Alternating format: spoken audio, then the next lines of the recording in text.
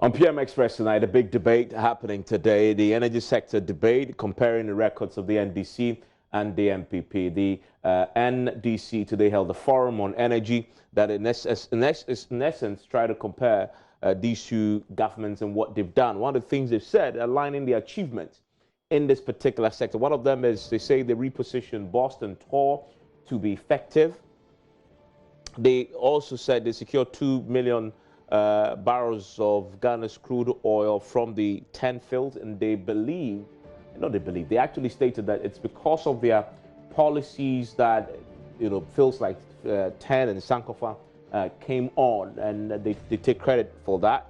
Or also, they talked about the gas master plan, which they say led to the development of the gas processing plant at the trouble, among other things that they introduced. Now, and they also accuse government of eroding the gains in the energy sector. They say $15 billion dollar debt has been built over the period because they believe government was not managing this particular sector properly. Describes the renegotiated deals, in some of the sectors. They talk about 141 billion accrued from the petroleum sector that they believe the government hasn't used appropriately, because they compare the amounts, the revenues accrued to this government to what they had around the time that they were in power, and they put their figure around 70 billion accruing from the revenues that they managed to get from the oil sector. They put the current government's revenues from the sector at 141 billion, and they say this hasn't been managed properly, and there's nothing to show for the monies that this government had made from the sector. We'll be looking at some of the key things they've talked about, with threats already being issued tonight to managers of the sector, the GMPC, that if the NDC comes to power, people will face severe sanctions because of deals that were made under this current government. We'll be interrogating some of the key issues when we return from this break.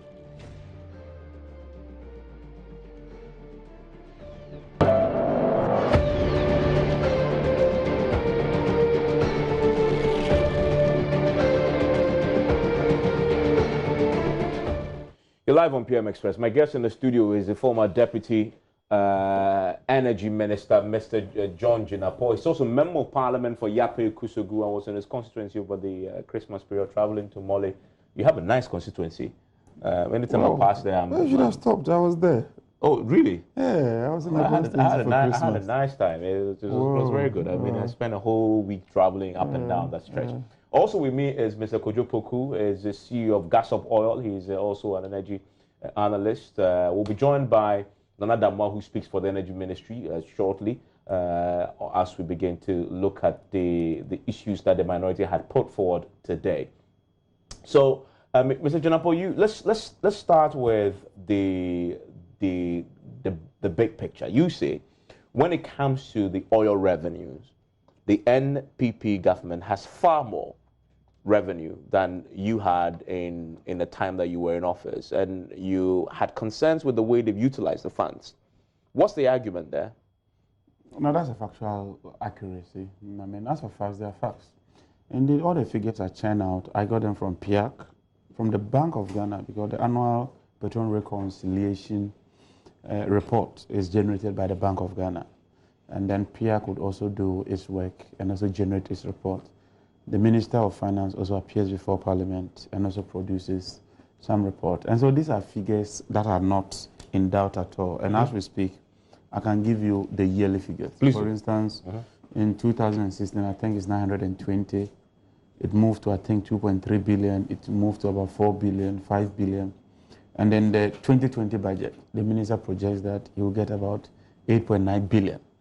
So it's not as if John Jinapor has generated his own figures. All these are figures from statutory bodies. I had to do some research with Statistical Service, with the Auditor General, with PIAC, with Bank of Ghana, with the Ministry of Finance, and all those agencies that generate the primary source of data. Because data is data, and facts are facts. Facts are sacrosanct. You cannot have different sets of facts. We can have the facts and interpret it differently. As for the facts, that's the raw fact. And the fact is that John Mahama got about $6 billion in the 4 years. President Akufo-Addo is scheduled to get about 20 billion cedis. In 4 years. Talking of 6 billion and 20 billion in 4 years. So obviously because the crude oil prices have gone up since that is time. true. And the volumes have also gone up.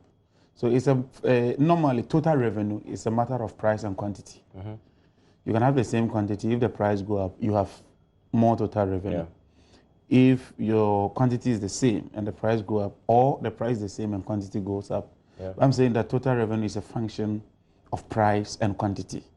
And so the MPP is enjoying very good prices and very good quantities. When I checked the 2018, they are doing about 160,000 barrels per day. And the price was quite high. I think about $60, $70 thereabout. And so when you check, the figures are there. And these are outturns. I'm not talking of projections. And so clearly, they're receiving so much money. And it's not a matter of debate. But your fundamental issue was that, yes, they're making more, but they're not, the way they're using it is what you took issue. You said in the 2018 financial year, only 49% of the ABFA expenditure was used for capital expenditure, while 51% was utilized for supply of goods and services. And you see a clear violation of the Petroleum Revenue Management Act. How is that a violation of the Petroleum Management Act? Just read the PIAC report of 2017, 2018, and then 2019. We're waiting for the 2019. Because normally after the year is ended, it takes about 3 months for them to gather data and then produce that. And PIAC indicates that less than 50% of petroleum revenues were spent on capital expenditure. In our national accounting system, with the expenditure line, you have goods and services, you have compensation, and then you have CAPEX. That's capital expenditure. And the Petroleum Revenue Management Act states that you must spend the money on critical investment, and that in the absence of the priority projects, I think every 3 years the minister has the right to select 4 priority projects. And so in education, you will see something like physical infrastructure and something. I'll get that. But when you look at it, 97% of that was spent on goods and services. And my point is that if you spend 90% of your revenues on goods and services to the detriment of capital expenditure, you are not building the base of the economy. But it's not a violation of the law. We hold the view that it's a violation of the Petroleum Which part of the law? I have the law. I'll quote it for you. Since you make the point, I've been trying to read it. I cannot find it in there. I just opened the PRMA, but I'll check it for you. And PIAC, if you want to speak to Dr. Mantiel, he maintains that that is not proper. No, and it's an interpretation from all of us. Proper is different from it's a violation. Because you were very specific about this is a violation of the Petroleum Management Revenue Law. Because I see the law here, and it talks about where the long-term national development plan approved by Parliament is not in place, the spending of petroleum revenue within the budget shall give priority to, but not limited to, programs or activities related to, and it lists a whole list of areas. No. You have to go to the government. Go to the section of the ABFA. I'll go there right now. Whilst Kojo is addressing, I'll go to the section. And it lists the priority areas. It lists with the priority areas that the government is allowed to do every 3 years in review. Now check the aspect. The petroleum revenue goes into the holding account, net of our equity interest and participating. Then out of that, part goes to the stabilization fund, part goes to the heritage, and then ABFA, and then PIAC. The aspect of the ABFA, I'll just check it for you. I mean, records are records. I mean, from what I read, this is a case of prioritization. It's a government, and the law allows any government to choose what a priority area is. Thank you. So that even brings us to the core. That what I'm saying is that, unlike the NDC, that spent a lot on infrastructure, that spent a lot on capital expenditure. But that's your priority. Yes, and so we can debate that. Yeah, but why do you want to make it? They have chosen not to focus on. No, I'll look for that section. Don't worry. Don't let us. I'll get there. I'll get there and I'll read it for you. But I'm saying that when you do that, for instance, if you look at the figures that are churned out, over the past 4 years, we spent about 4% as a percentage of GDP on capital expenditure. The MPP spent about 1.4% as a percentage of GDP. When you do that, and in any growth model, take the solo growth model, take whatever growth, and that's what you're seeing. So 3.9, 3.9, 4, 4.6, then MPP, 2017, 3.1, 1.6, and 1.5. Then if you go to the next page, then you begin to see the outturns. You will see the outturns. So, no, the next one, you will see the outturns. And the outturns tells you what really happens in terms of what you are achieving. And so if you look at something like construction, construction was growing at 8% during our time. It's now growing at negative 8%. Electricity assets was about 4%. Today it's 0.5%, less than 1%. Electricity, the whole sector, grew about 17% in 2016. Today it's growing at 1%. Even the banking sector grew at about 14%. Today it's doing 12%. If you take the manufacturing sector, we grew at about 7.9%. I'll check the figures. Today we are doing about 6.5%. And so if you tilt your expenditure on only goods and services, and you don't see a commensurate expenditure on capital expenditure, eventually you begin to see the negative results that we are seeing. And despite the fact that we are receiving all these revenues, the city is not doing well. And the city is a function of two major things: your exports and your imports. And then more importantly, the rate of inflation. In calculating the rate of depreciation, two main components that feature has to do with the inflation and your exports and imports. Because you import more, then, but if you look at our trade balance, petroleum revenues alone, net export of about 1.7 billion. But when you look at the current account, the negative is astonishing. And so that tells you that there's a mismatch. And it's because of the way we are spending. We are not spending on the priority areas. But finally, are you sure? Finally, listen, 2020, go and check Appendix 6 of the budget. And I'm referring to Appendix 6. Free SHS cost us about 2.4 billion. Out of that 2.4 billion, we are not funding it from petroleum resources. We are funding it from loans that we are borrowing from the Eurobond. The Eurobond we paid over 30 years. We are using 2.5 billion cedis of that to fund free SHS. So to even say that you are using oil revenue to fund that, take agriculture. They've launched, what's the program for agriculture? The Planting for Food. Planting for Food. Agriculture is growing at 2.4%, less than even what happened in 2016. And these are figures from the budget. Look, every figure I'm quoting is from the finance minister's budget. I'm not generating figures. And that's why I threw a challenge that Joy FM, I'm pleading with you, check the debt level. In 2016, the debt level was 120 billion and not 122 as Dr. Bamia is quoting. Because the Auditor General is mandated under the Constitution to determine our debt levels. When you finish with the figures, the Auditor General will then do an audit and validate the figures. The Auditor General is validated that the figure is 120. And yet they are using a figure of 122. When we asked them, you know what they told us? They told us that they used the March exchange rate. You cannot take December 2016 figure and use March exchange rate, change the dollar into CD and say the debt level is 122. That defies economics, that defies statistics. You cannot do that. Let me bring in Kojopuku on this question about how the revenues have been used. Would you get his argument? And I'll bring in shortly the spokesperson for the ministry. I hope Nana Damwa does justice and refutes a lot of the things my brother John has said. But let me just say something and let all Ghanaians understand something. Look, the oil revenue is money that accrued to government through the sale of our crude oil. Yeah. That money goes into an account. Now, when that money goes through an account, I don't think the impression my brother John is trying to put across is that all the money that has accrued in that account, there are two gentlemen with a backpack that goes withdraw that money and go home with it. That is not the case. It is money that comes to an account. There's a law, which is the Petroleum Management Act, Revenue Management Act, that stipulates what goes into the Heritage Fund, Stabilization Fund, how much money is taken from that oil revenue is given to GMPC to pay for their their cash calls and for their GMPC operations. And the rest of the money goes into the consolidated fund, which is now used for government expenditure. Now, like you clearly said, it's a case of priority and government policy. The NDC believed in building overheads and infrastructure that Ghanaians can see. MPP believes that they want to invest in the people and clear indebtedness that existed that they came to meet.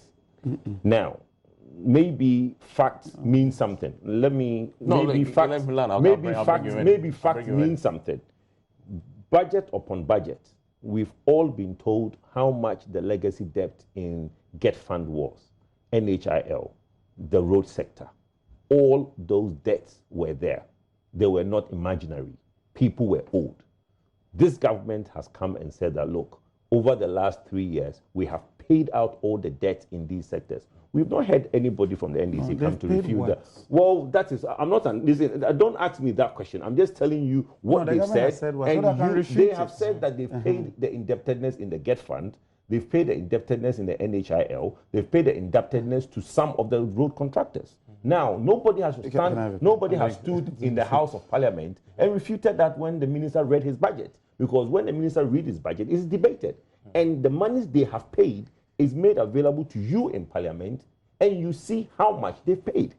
They told you how much indebtedness they met. You never refuted that they didn't make that indebtedness. They've told you over the last 3 years how much money they've paid towards this indebtedness and cleared all this indebtedness. So the monies that they have received, debt they have incurred, money they've taken from the road shows for Eurobond and all the bonds they have raised.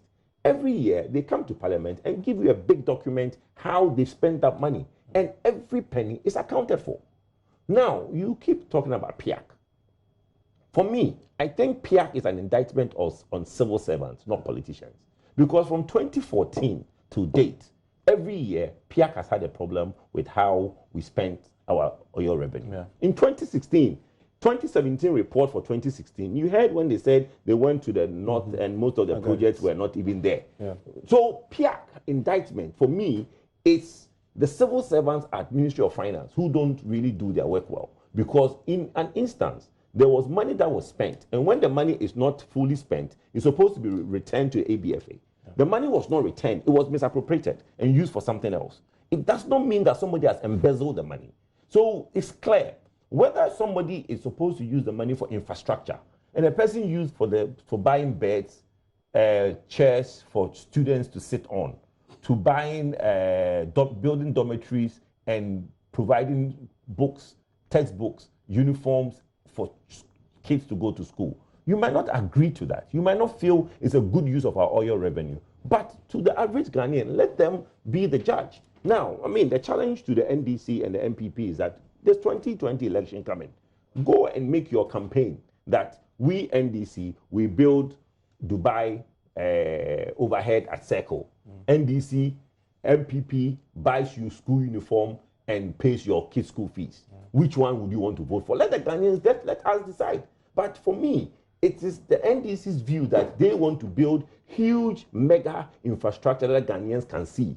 MPP is of the view that we want to invest in kids' future. We want to now pay school fees for kids so that the more brower can take their kid to school and invest in the children's education. You might not agree with that, but it doesn't make it wrong. For me, that is the position. Have you found the relevant provisions? Yeah, let me read that for you.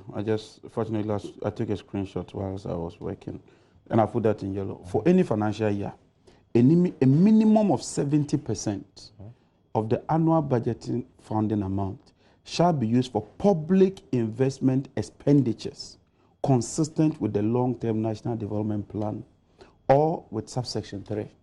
That's what it says. It's clear. Read that again.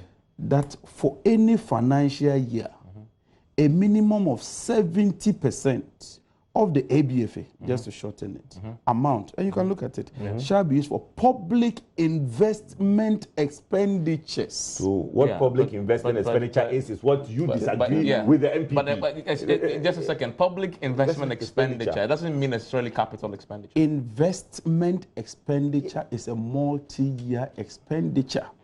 Check that. It's simple. Well, that's fine. But just a second. I beg you. Let's fact check that a bit, because I just pulled up, and this is a report that you should have, the 2018 Petroleum Annual Report from the Finance Ministry, and it talks about the ABFA, what the monies were used for and allocations, right? Yes. It says an amount of 1.5 billion was programmed, right? 2018. The amount is made up of 463 million, right? 2018. For goods and services. Yes. So that's your argument. But it doesn't finish. It says 1 billion capital expenditure You are talking of programmed ABFA. Yes, programmed. Go to the outcomes. Which was what it was actually used for. Don't go to program. So what he's saying that what is actually used for is what not what they actually programmed to So you're saying that there's a discrepancy between what they program and what they actually use the money for? They programmed to give every constituency $1 million. In 2018, they ended up giving $46,000. Less than 5% of that amount. I have the outcomes here. Pull that up because for me, it's can I deal with this issue? Okay, go ahead. I beg you. Go ahead. You've talked about NHIS and all that. I wish you had given us figures. Yeah. But that has nothing to do with petroleum revenues. Yeah. What does NHIS, Get Fund, Road Fund got to do with petroleum revenues? On the contrary, 2017, 2018, 2019, 2 billion cedis of road fund monies were not released. And check it. It's in the report. I think that we should take time and read these reports. Now, the issue of building of schools and building of whatever, it's not a matter of opinion. It's a matter of the real issues on the ground. And if you give me those things, for instance, you talked about he decides that, look, we program to do capital expenditure. We've decided rather to do goods and services. It's against the law. The Public Financial Management Act says that virement can only be done when you can move revenues from goods and services to capital expenditure. You cannot move monies from capital expenditure to goods and services. In the Public Financial Management Act, which is the latest financial law, which really regulates it, Act 921 of 2016, talks about virement. And if you open it, just go to search and click virement. Virement says that you can take monies from goods and services and apply to capital expenditure. But you can't take it from capital expenditure and apply to goods and services. So it's not a matter of 2020 elections. I mean, it's a matter of following what the law says. But Evans, can I come in? Look, let's be clear. Let's not make it look like there's embezzlement of money. No, let's be clear. Because when you raise that, monies were supposed to be used for this and it wasn't used for that, it's been misappropriated, people start thinking that, the government has embezzled money. It's not about embezzlement. It's about money being used for things that the law, according to the way it's put, is not being used for. But when you're a government and you are caught in a situation where you have no money, and I've always said that, look, for me, open and frank communication with people that vote government into power is the best thing that we don't have in any government in Ghana. You come into government and you have problems. Tell Ghanaians your problems you have. But sometimes, like the president said, he was not voted in to complain. So maybe that's his way of running the government, where he tried to deal with the problem and not complain. But for me, if I'm president, I always tell Ghanaians what is going on. When you come and you meet a certain situation, you tell Ghanaians the situation you met and how you are solving the problem. And they will understand how some of these things that we are talking. He keeps saying that revenue in 2018, 2019, road fund money was not used, was not released. Now, in 2016, 2015, the government of the day went to UBA and collateralized a road fund for a period of more than 5 years, so that they took money upfront from UBA and used that money to spend, so that in the next 5 years, all road fund money that comes in is spent ahead of time. Oh, please. My brother, go and find out. But all road fund revenue. Yes. And the law, but it was collateralized. They have to come back to parliament to change the law. No, but the entire thing. The entire fund was they have to come back to parliament to change the law. Government could not access funds from the road fund. Thank you. They collateralized the money. So don't sit here and say that government didn't release money when you collateralized the money before you left. So how can you say that? He has an explanation. It's completely wrong. Please read the reports. Which that reports? Money was because of capping and realignment. Which capping? You don't know that there's a law called capping. But the fundamental point is that there was a collateral that was placed. Did you collateralize road fund in 2016? Let me answer the question. There was a facility taken from UBA to do road fund projects. And a percentage of the road fund levy was supposed to pay for that. Just like you are talking of education. This government has borrowed $1.5 billion. And they've used a percentage of the road fund levy to collateralize for that. That is normal. No, but that's the point it's making, that the road fund itself was a collateral for that particular loan, and the government could not access the money because it was locked into a collateral system. No, that's false. Why is that? And I'm telling you that is false. I have with me here the ESLA revenue reports, 2016, 2017, 2018, and 2019. We're talking about road fund, not ESLA. You don't even know that the road fund levy comes from the ESLA levy. No. Let's talk about road fund. No, a percent comes from petroleum. When we pay for, we get percent from road fund from there. When we do toll, we get percent from there. What I'm saying is that in 2016, listen to me. The NDC changed the law. I'm saying that so the that road fund levy Uh-huh. is a percentage of the energy sector levies. The energy sector levies has about 4 different components. One of them is the road fund levy. When you buy petrol, when you buy diesel, when you buy LPG, that amount goes into the energy sector levies account. And in the energy sector levies account report, the report to tell you how much was collected under the road fund, how much was expended. And I'm saying that in that report, because of capping and realignment, about 2 billion has been taken for other non-road related expenditure. Under your watch? Under the MPP, not under our watch. But that again was the MPP's accusations against your government, that when the road fund was collateralized, it wasn't used for purposes that were in fact specified under the law that regulates that particular. Which law does that breach? Let them tell us. Let me bring in Nana Damwa. Nana Damwa joins us on the line now. Nana Damwa is a spokesperson for the Energy Ministry. Mr. Damwa, let's start with the point made by the minority today, that the huge amounts, historic amounts they put it at some 141 billion cedis that the government had made over the period had been used significantly. More than 50% of that is going to goods and services. They say that is a violation of the petroleum management law.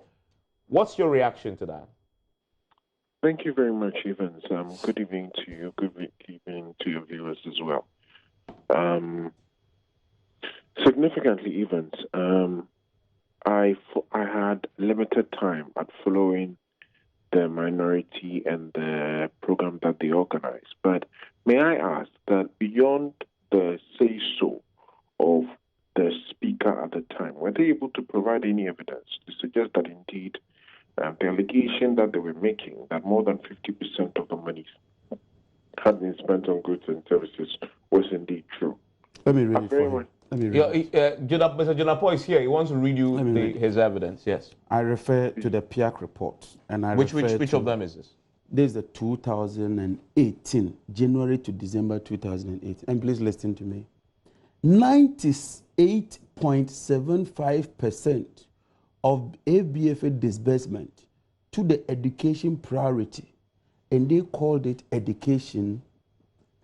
They added capex and goods and services. But when you break capex and goods and services, 98.75% of the disbursement went to education, which went into education priority areas, went into the free senior high school program. Yeah. So what I'm saying is that of the total amount that went to education for both capital expenditure and goods and services, 98.75 directly went into goods and services. 98.75. I'm not sure that of maybe disbursement today. Just let me read that again, just for clarity, because I pulled it up myself. Yeah. So 98.7, because I mean even here there's a discrepancy because I see 97 written in words. You see that? No problem. You read it. And then there's 98 of the ABFA disbursement to the education priority area went into free senior high school program. But does that suggest that? But doesn't suggest that they are not spending in capital? What does VSHS do? Look at the items. Which one of them is capital expenditure? When we talk of goods and services, these are consumables, goods or purchases that you make and consume it within 1 year. That is goods and services. Yeah. Capex is when you do multi-year. Let's hear from you. Yeah. Yes, Mr. Damwa. Okay. Now the sad part about it is that there was a general statement that was made that, if I'm right, and correct me, feel free to correct me, more than 50% of the revenues, historic revenues, are yeah. Can I read you what they exactly said on that, so that it helps the conversation. So the point they made, to be specific, says, for instance, in the 2018 financial year, only 49% of the ABFA expenditure was used for capital expenditure, whilst 51% was utilized for the supply of goods and services, a clear violation of the Petroleum Revenue Management Act. And please go to 23, paragraph 23 so of the PIAC report. But let him respond. He wanted clarity on that. That's 23. Yes, Mr. Dama. But let him respond. Why has he respond? Just go to 23. Now, what I was expecting him to read out was something that gave credence to this allegation. 23. What he has read so far suggests that some allocation was made to the ABFA. Now, as out of the amount that was given to the ABFA, there was an amount that was given to the education priority. So out of the amount of money that was given to education priority, you have those figures there. But my point again exactly is that they haven't been able to give you any evidence, and he's in the studio. He's not been able to give you any evidence to back up any of the... So he points to, Mr. Dama, he points to the 2018 PIAC report, paragraph 23, which says, and I'm quoting, in the 2018 financial year, only 49% of the utilized ABFA was used for capital expenditure, less than 70% stipulated in the APRMA. No, PRMA. In the PRMA. Yes. 51% was utilized for the supply of goods and services. So the PIAC... So let's all admit that perhaps 2018 was an aberration. Now, the statement they made suggests that 2017, 2018, 2019, same happened. I can go to 2019. They said historic funds that have been gotten were, in essence, misutilized. And I am saying that I would have loved for them to have been able to give any evidence to back up these claims that they were making. Even the point I'm trying to make to you is that what has happened... You don't find the PIAC report's evidence enough? I'm saying that what they've been able to do is bring 1 year out of 3. And if, for example, they've gone to the 2018 PIAC report, then definitely the 2017 PIAC report existed before the 2018. So if they wanted to supply evidence to state clearly and categorically beyond, reasonable doubt that what they were saying was true, then perhaps this seems to be a lone walker. But may I state that what they have done is just to mount a political platform and have, accuse the government of the day of having done a lot of things. In a sense, the substantiated elements of what they have done are very little, if there is any at all. What they have just done is create a platform for themselves to enable them attack the government and attack the government sometimes needlessly. May I, however, also suggest to them that I would have been very happy, for example, if they had used that platform to explain to the people of Ghana how come they have saddled us with a debt of about $500 million every year in excess capacity payments that is ongoing. I would have been very happy, for example, for them to have told the people of Ghana what their strategy was when they were signing those PPAs, and by PPA I refer to the power purchase agreements, because indeed there should have been some strategy. They claim that the current government does not understand what their strategy was. No challenge. Therefore, it was a golden opportunity to redeem yourself before the people of Ghana. I didn't hear any such thing. I haven't heard any such justification. I've just finished being on a program with Mr. Edward Bauer. The reasons he gave for all of those PPAs were that, one, we should give them to Valco and the others. They know very well that, yes, at peak, Valco may consume about 540 megawatts of electricity. However, at the current price of electricity in this country, that is not sustainable. Valco cannot compete on the world market. I am not sure that Mr. Jenapo may want to suggest that we should give Valco subsidies again, bearing in mind that we are coming from an era where subsidies have created a legacy debt for us, and we are now using various means for which we're trying to pay, including ESLA. So if that was their plan, then that was ill thought through. they also make the allegation that, and indeed the fact that 40% of the people of Ghana thereby do not have access to electricity. But even if the 85 or so percent of people in this country that have access to electricity is utilizing about 2,900 megawatts of electricity at peak, then how do you expect that the remaining 15%, when hooked onto electricity, would magically utilize about 1,000 megawatts or so? The other question, the other answer they give to us is that we should export the power. If indeed the strategy was to sign these PPAs, and when these plants come on stream, they were going to export the power, where is the additional infrastructure support that was needed? The transmission lines are what I'm referring to in this submission.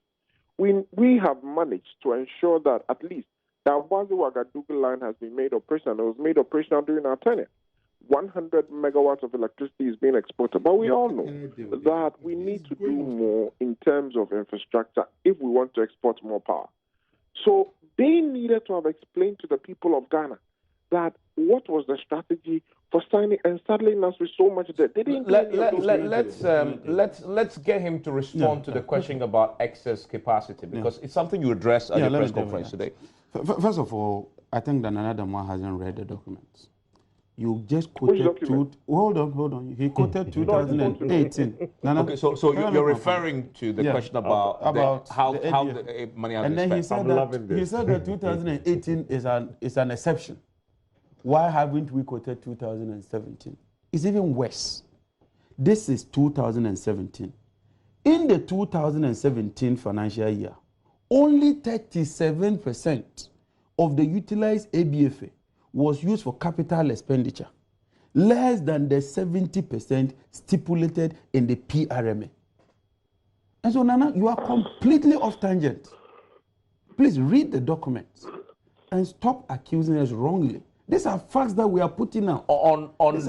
Incontrovertible facts. And let me go to the excess capacity. Give me a second. I need to take a quick. I want to focus a bit there, and I'll bring you in on excess capacity is key, because you took on the government for suggesting that there's excess capacity and the charges, etc., and there's some burden that has been placed on the government. Another one, please stay with me. When we come back, we'll deal with that quite substantively.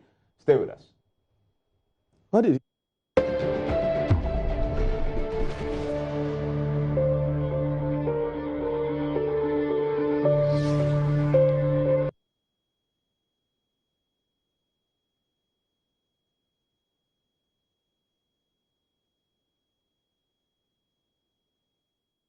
So live on PM Express, a pretty heated debate whilst we were on break. Nana Damwa is still with me on the phone lines. Nana, you raised an important point about the excess capacity accusations and the rebuttal from the government. I want to quickly get Mr. Jinapor to respond to that. Mr. Jinapor, this is something you touched on your press conference. He says the evidence shows that you saddled this country with huge amounts of debt that we are now struggling to pay. First of all, I say that is false. You see, myself and Nana Damwa are politicians. We can do a lot of back and forth. ECG, the current managing director, is an MPP member. Go and read his CV. I want to give you.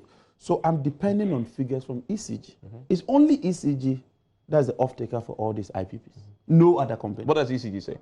ECG says this, and I just demonstrated to you that this is an ECG document as of November 2019. That the dependable capacity is 3,424. Then the peak demand is 2,781 minus exports, because this is why ECG buys. When you look at the industry, there are two rules of thumb. One, but there's an excess of 600 megawatts. So about 200 is exported, so you are dealing with about 400. But let's deal even with the 600. If you take about 2,800, the rule of thumb is that you must have excess capacity of either two.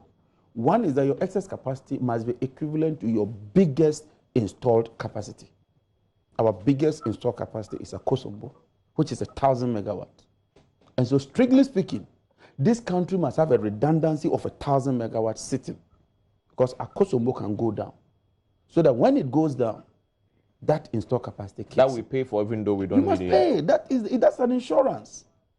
That is why we had Doomso. That is why when Akosomo went down, and out of 1,020 rated megawatts, they were supplying only 300. We had to go through that massive period of Doomso. Do you want that again? Can you accommodate that? But it's a decision for us. But can't you write a contract that says that when I actually begin to use that power, then I pay? It is not done. And let me tell you why. Take Bui Dam. We spent $790 million to put up Bui Dam. Whether Bui Dam generates power or not, this country has to pay that money. So is the argument that we don't have excess capacity? Well, you need that excess capacity. And we are not paying capacity charges for things we don't You need? ought to pay capacity charges for that excess capacity. In any country, that's how it is. Mr. Damwa, what's your reaction? No, let me just quickly briefly work on that. For the past 4 years, we were increasing access in terms of expansion 4% every year. Just expansion. Under Nana Damwa and the MPP, they are doing 0.5%. Let Nana Damwa debunk that. How can you do 0.5% over 3 years, not even 1%, and then turn around and say that there's excess capacity? Gridco appeared before us with the Minister of Finance.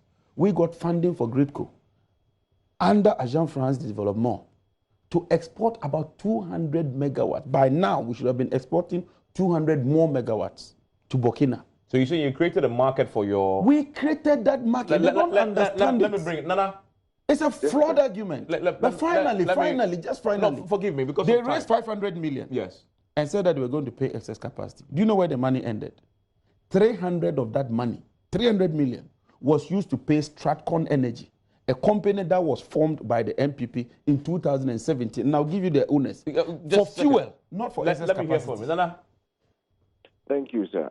Evans, is the argument of John Jinapo that, again, I have a struggle, but then if you would get him to mention the figure that he mentioned for dependable capacity. 3,424 as put up by ECG November 2019. Is he therefore making the argument that because that is the dependable capacity, all other capacities that are installed, we are not having to pay any charges for them? That is my argument, that until the power is available, you don't pay capacity charges. Are you arguing over that? Let him respond. I'm not arguing over that. So what's your problem? Argument. This is the argument that we are making. He knows very well.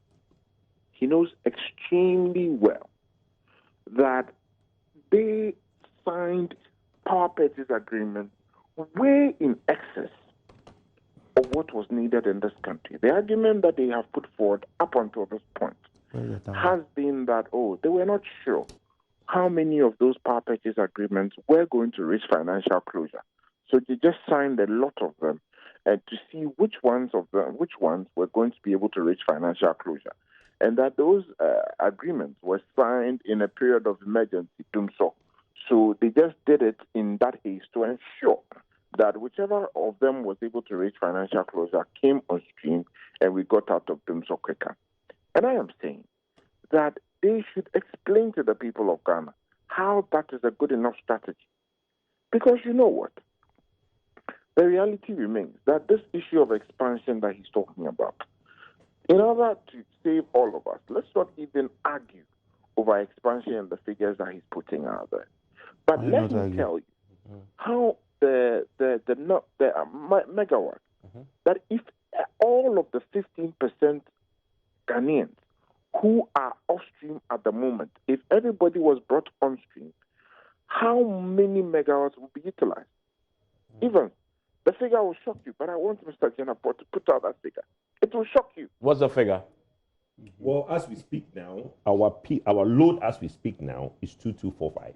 Okay, what does that mean in the context of the excess capacity debate? Well, the excess capacity debate, as my brother puts it, is 3,000, as the available capacity is 3,400.